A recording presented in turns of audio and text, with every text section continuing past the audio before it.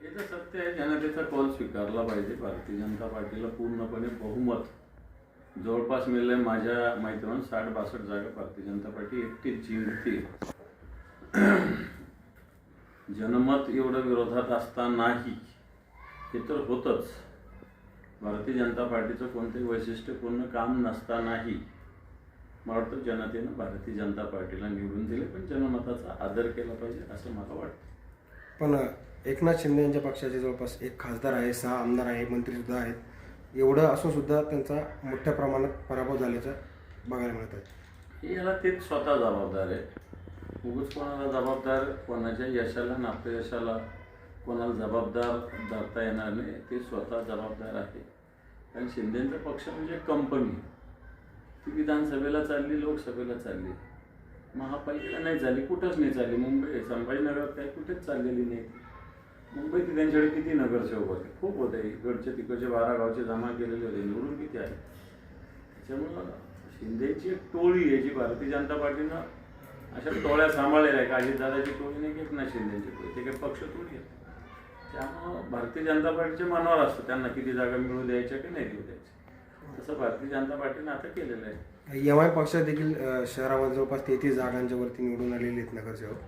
आता ते विरोधी पक्षाच्या भूमिकेत असणार आहेत. मात्र त्यांनी अशी टीका केलेली जिल्ह्यांनी की भाजप सोबतच्या पक्षाला काही संपत्ती याचं उत्तम उदाहरण म्हणजे आता संभाजीनगरमध्ये घडलेली घटना. दोन्ही शिवसेना त्यांनी संपवले जाऊ. हे तर निश्चित भारतीय जनता पार्टी आमचा आधार घेऊन, कारण मी मागच्या 4 इलेक्शनमध्ये युती वगैरे बोलणी करताना सोबत होतो. भारतीय जनता पार्टी शिवसेनेच्या मागे असायची. सगळ्यात जास्त शिवसेना जागा लढायची आणि आमच्या निवडून जास्त येतो. भारतीय जनता पार्टी आमच्या मागे राहायची. आता उलटं झालेलं आहे. आता भारतीय जनता पार्टी पुढे गेलेली आणि शिवसेना मागे राहिलेली. भले आमची असेल, भले शिंदेची असेल, त्या सगळ्या मागे राहिलेल्या आहेत. भारतीय जनता पार्टीची कामाची पद्धती. खैरेंनी एक टीका केलेली आहे की तुम्ही तुमच्या भावाला देखील निवडून आणलेले नाही. मला असं वाटतं मी खैरेंच्या विषयात मला बोलणं योग्य वाटत नाही.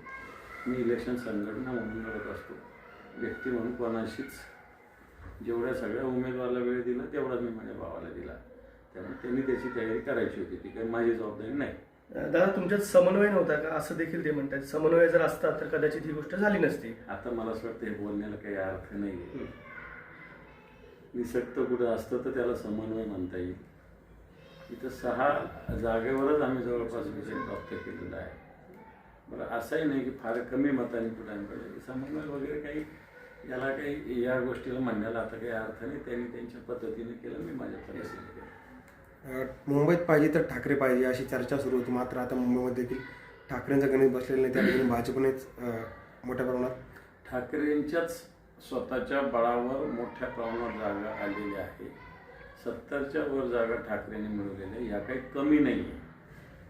भारतीय जनता पार्टीला फार केंद्रापासून राज्यापासून सगळी सत्ता त्याच्यात सहभागी असताना, मग आमच्यातले गेलेले सांभाळत असताना त्यांनी सत्ता मिळवली. ठाकरे बंधूंनी एकट्याने लढलेली आहे इलेक्शन आणि तरी एक चांगली संख्या प्राप्त केली. त्यामुळे ठाकरे मुंबईत ठाकरेच राहणार, त्याच्याविषयी काही मनात प्रश्न असण्याचं काही कारण नाही.